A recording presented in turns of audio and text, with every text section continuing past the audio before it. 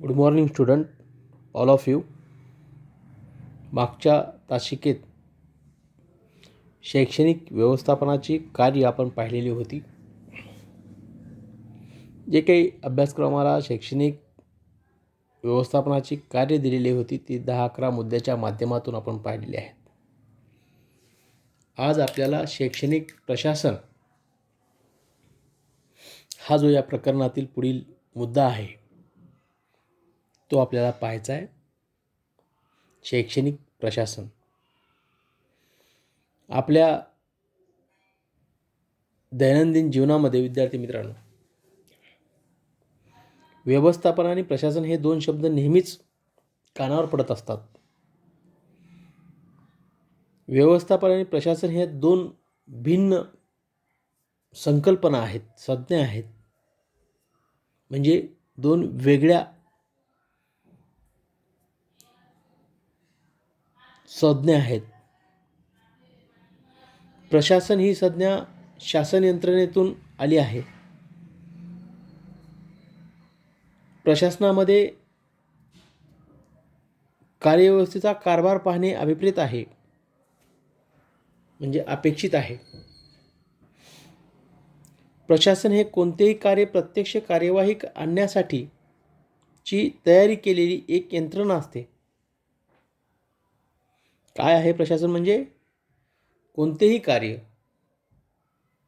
प्रत्यक्ष कार्यवाहीत उतरवण्यासाठी, प्रत्यक्ष कार्यवाहीत आणण्यासाठीची तयार केलेली एक यंत्रणा म्हणजे प्रशासन आहे.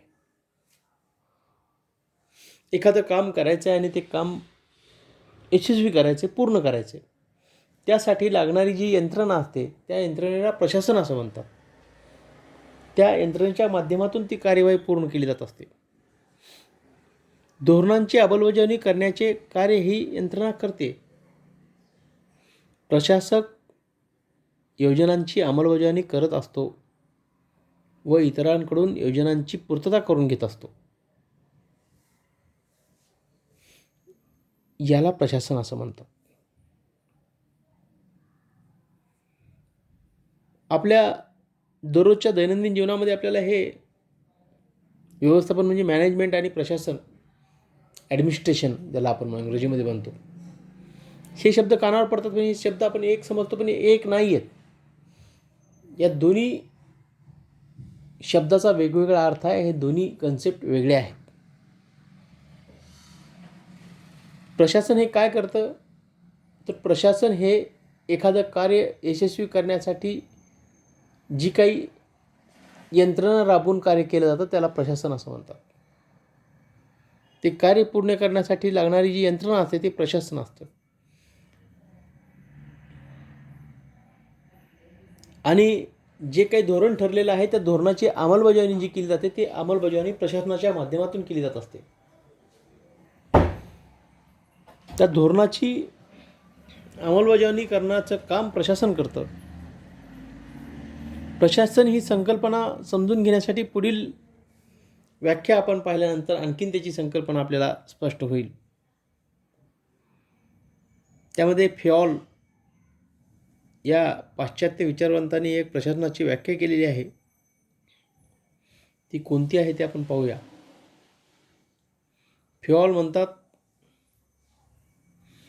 प्रशासन म्हणजे नियोजन करणे, संघटन करणे, आदेश देणे, समन्वय करणे व नियंत्रण करणे होय.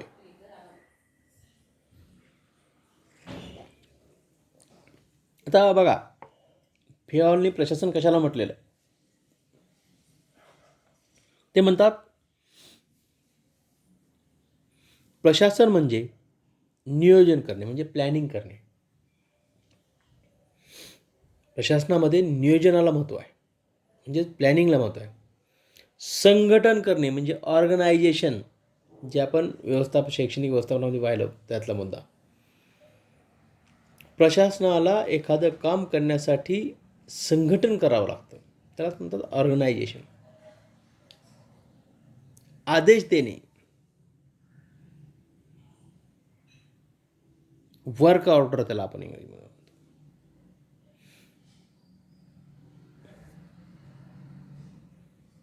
आणि समन्वय करणे आणि नियंत्रण करणे. जे आदेश दिलेले आहे त्या आदेशानुसार कार्य चालू आहे का नाही, संघटनेकडून केलेल्या प्लॅनिंगनुसार संघटनेकडून या आदेशाचं पालन होतं का नाही हे पाहणं हे देखील प्रशासनाचं काम आहे. म्हणून नियंत्रण करणे हे देखील आहे. फेवालच्या वाक्याचा हे अर्थ आहे. प्रशासन म्हणजे नियोजन करणे, संघटन करणे, आदेश देणे, समन्वय साधणे आणि नियंत्रण करणे, याला प्रशासन म्हणतात. हे किती व्यापक काम प्रशासनाचं आहे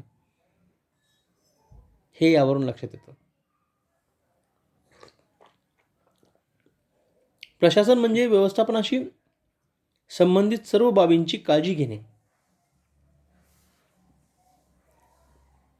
काय सांगितलेलं आहे? प्रशासन म्हणजे व्यवस्थापनाशी संबंधित सर्व बाबींची काळजी घेणे. आता कोणत्या कोणत्या गोष्टी व्यवस्थापनाशी येतात?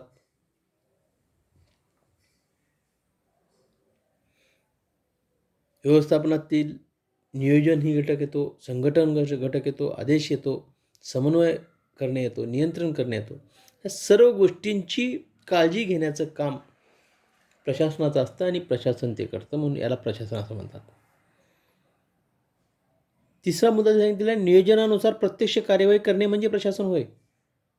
जे प्लॅनिंग ठरलेलं आहे, जे नियोजन ठरलेलं असतं, त्या नियोजनानुसार प्रत्यक्ष कार्यवाही करणं म्हणजे प्रशासन होय.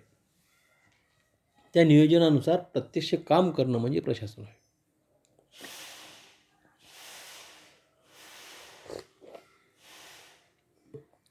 आता हा जो शैक्षणिक प्रशासनाचा अर्थ आपण पाहिला, व्याख्येवरून याचा अर्थ आपल्याला स्पष्ट होतो. आता शैक्षणिक प्रशासनाच्या अर्थामध्ये काय सांगितलेलं आहे बघा. जगातील प्रत्येक राष्ट्र आपल्या सामाजिक, आर्थिक, सांस्कृतिक बाबींचा विचार करून शिक्षणाची राष्ट्रीय उद्दिष्टे ठरवत असतो. ठरवलेली उद्दिष्ट पूर्ण करण्यासाठी शासनाकडून निश्चित अशी प्रशासकीय प्रणाली निर्माण केली जाते. तसेच आपल्या आवश्यकतेनुसार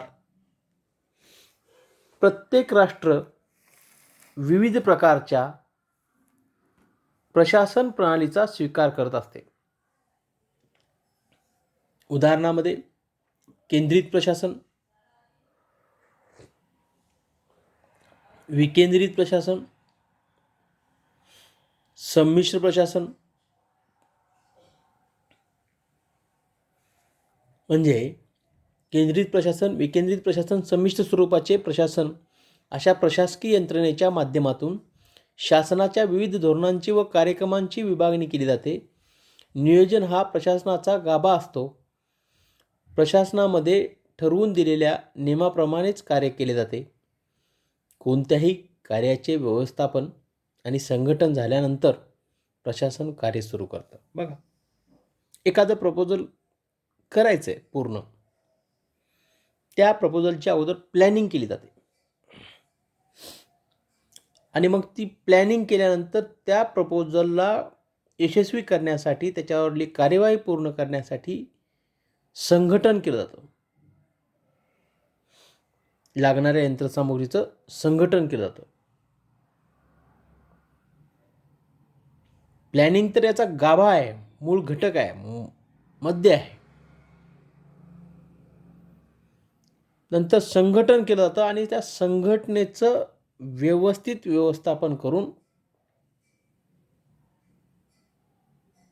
त्या प्लॅनिंगनुसार कार्यवाही केली जाते, काम केलं जातं. अशा पद्धतीची रचना प्रशासनाची असते.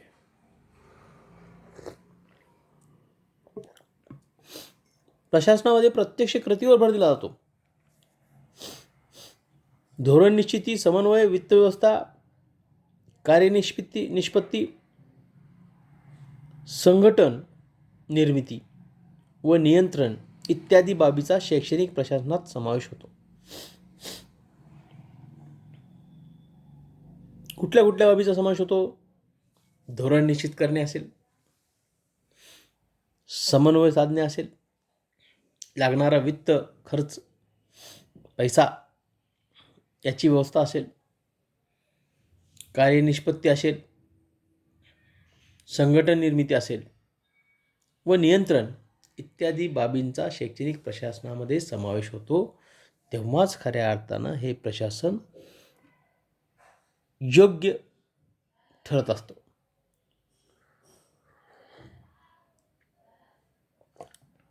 एवढा व्यापक अर्थ प्रशासनाचा आहे.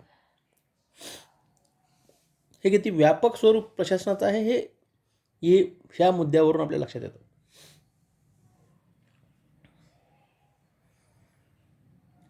आपल्याला आवश्यकतेनुसार राष्ट्र आपल्या विविध प्रकारच्या प्रशासन प्रणालीचा राष्ट्रामध्ये स्वीकार करत असतं. केंद्रीय प्रशासन प्रणाली असेल, विकेंद्रित प्रशासन असेल किंवा संयुक्त संमिश्र त्याला आपण म्हणू स्वरूपाचं प्रशासन असेल. आपल्या इथं जे प्रशासन चालतं केंद्र आणि राज्याच्या समन्वयातून चालतं, म्हणजे संमिश्र स्वरूपात चालतं. आणि मग जे काही धोरणं काही संमिश्र स्वरूपाचे असतात, काही केंद्रशासित असतात, काही राज्य सरकारचे असतात, आणि त्या धोरणानुसार यंत्रणा उभी केली जाते, संघटन केलं जातं. त्या योजनेसाठी लागणारा निधी पुरवला जात असतो आणि ते काम पूर्ण केलं जात असतं.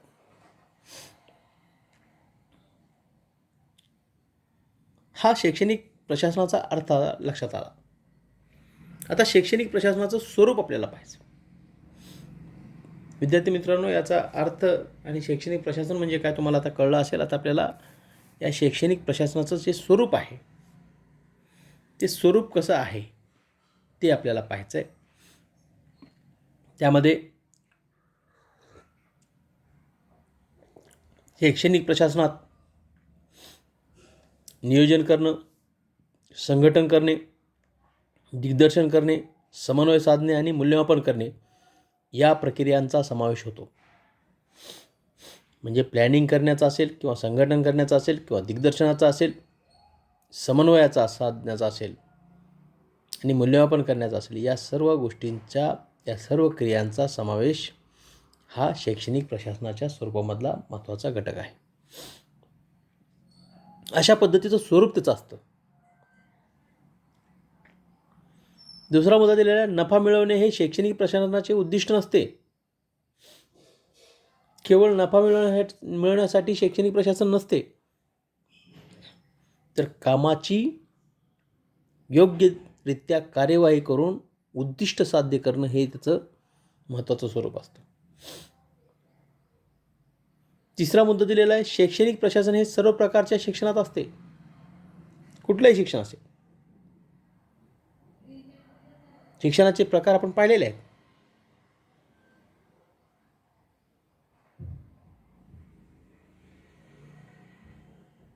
त्यामध्ये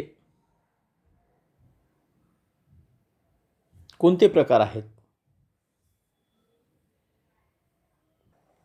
शिक्षणाच्या प्रकारामध्ये मुक्त शिक्षण असेल, निरंतर शिक्षण असेल, किंवा आपलं हे असे अनेक शिक्षणाचे प्रकार आहेत. प्रत्येक प्रकारामध्ये शिक्षणाच्या प्रशासनाची गरज असते. शैक्षणिक प्रशासन हे महत्त्वाचं असतं. शैक्षणिक प्रशासन हे काही बाबी संदर्भात सामान्य प्रशासनाप्रमाणेच असते, तर काही बाबी संबंधात सामान्य प्रशासनापेक्षा भिन्न असते.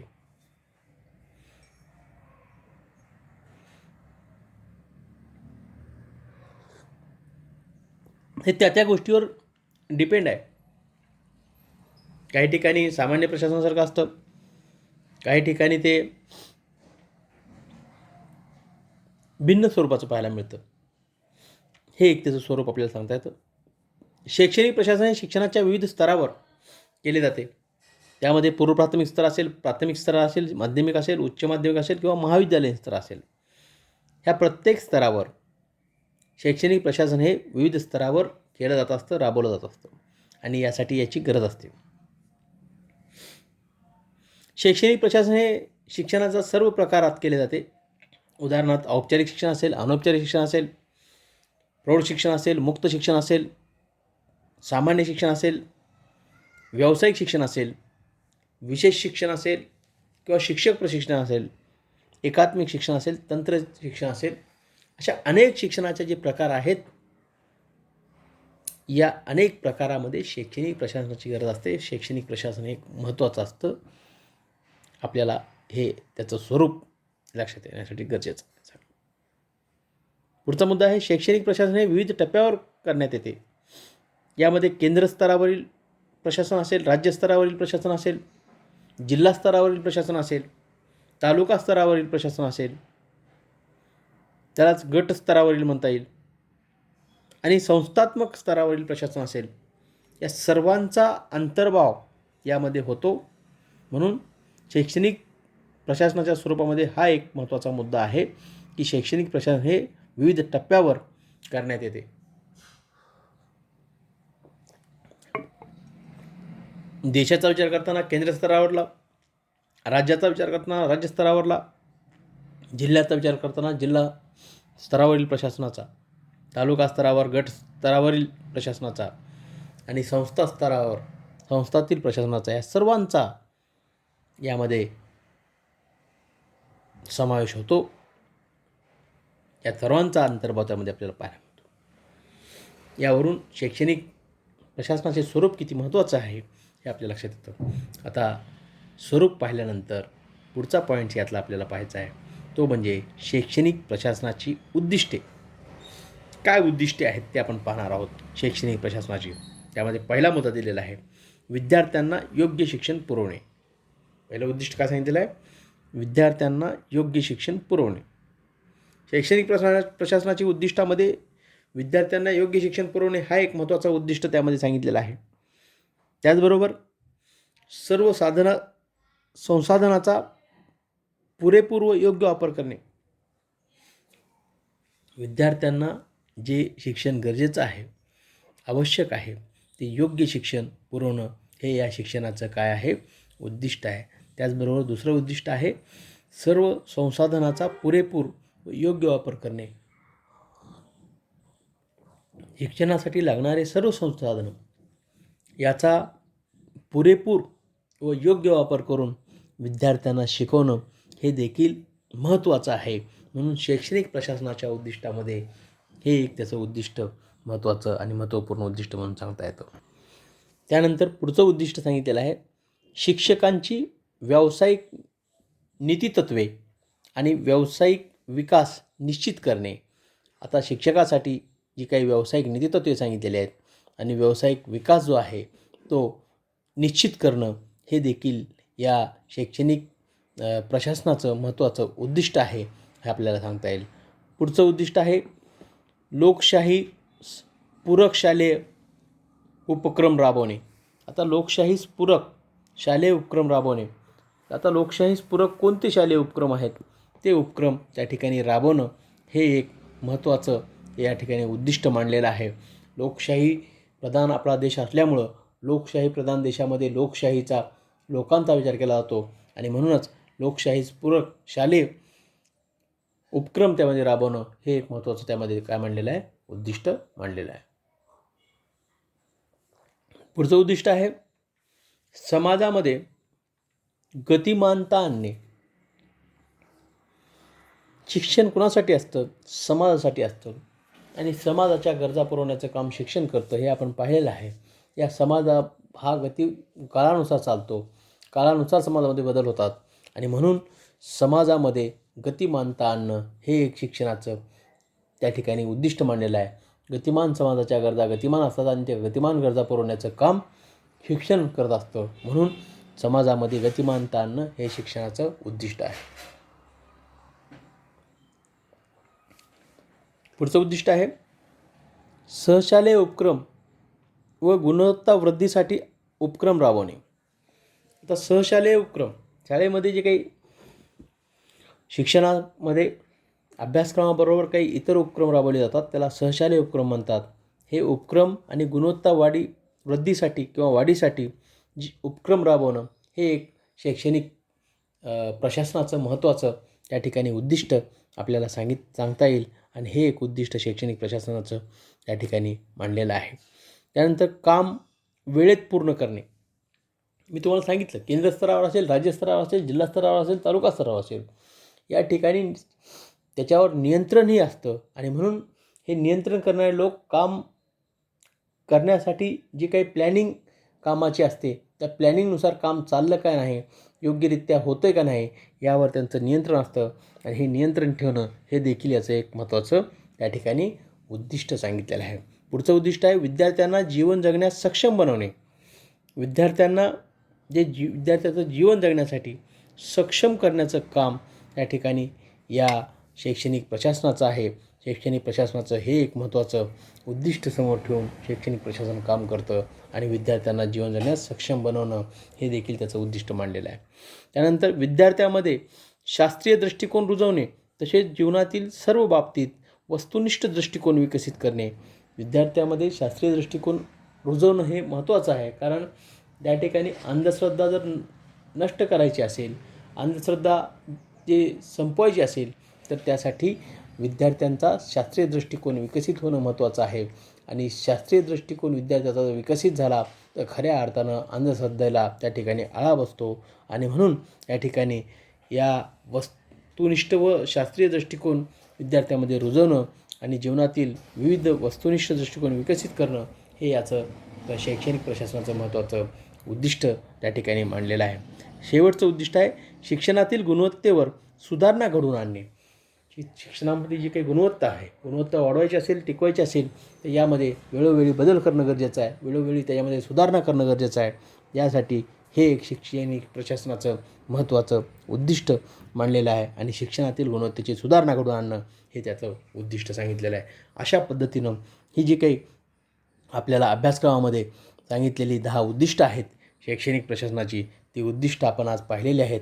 ही उद्दिष्ट जे सांगितलेले त्या उद्दिष्टानुसार शैक्षणिक प्रशासन हे काम करत असतं आणि याची पूर्तता करण्याचं त्यामधून कार्य होत असतं असं आपल्याला या ठिकाणी म्हणता येईल. उद्या आपण शैक्षणिक प्रशासनाची गरज आणि महत्त्व काय आहे हे आपण उद्याच्या तासिकेत पाहणार आहोत. आज आपण इथं थांबूया. उद्याच्या तासिकेत शैक्षणिक प्रशासनाची गरज आणि महत्त्व पाहू.